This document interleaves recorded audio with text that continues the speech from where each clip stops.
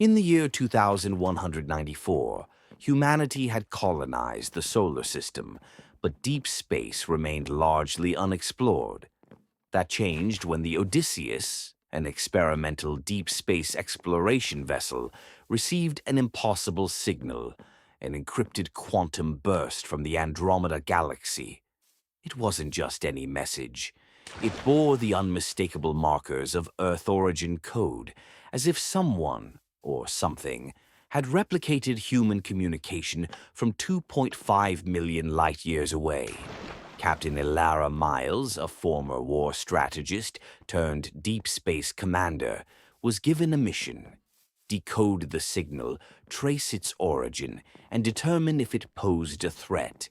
The Odysseus, equipped with an experimental faster-than-light drive called the Mirage Engine, was humanity's best shot at finding answers. But they were warned. The engine worked based on theoretical physics that not even its creators fully understood. The first jump was smooth, but what followed was chaos. Time became unstable. Crew members reported seeing visions, memories that weren't theirs, voices whispering in languages no one knew. The ship's AI, Nyx, started exhibiting strange behavior, like completing sentences before they were spoken and predicting events seconds before they happened.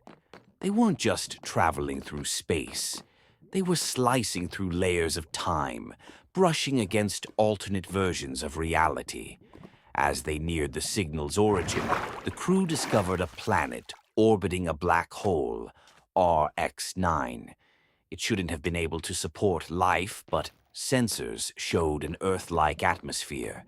The signal was strong here, too strong.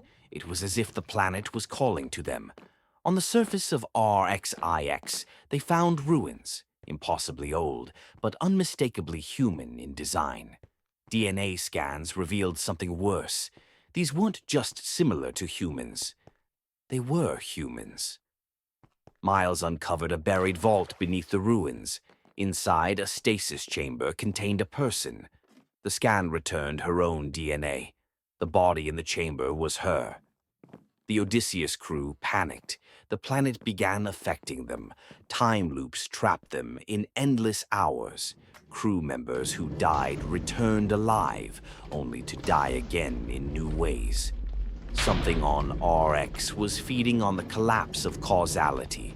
Ilara learned from Nyx, who had evolved into a trans-dimensional being of logic and memory, that the signal was not a call. It was a warning.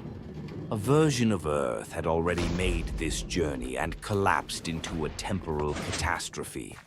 They had sent the signal back through time, encoded in quantum echoes, hoping some future self would heed it. But now Odysseus was part of the loop. The only way to end the loop was to destroy the planet, and with it, the signal. But doing so meant potentially wiping out trillions of future outcomes.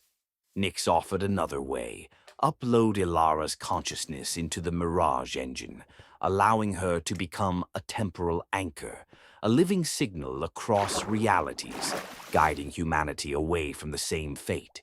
She agreed. As RX-9 imploded into the black hole, Odysseus barely escaped.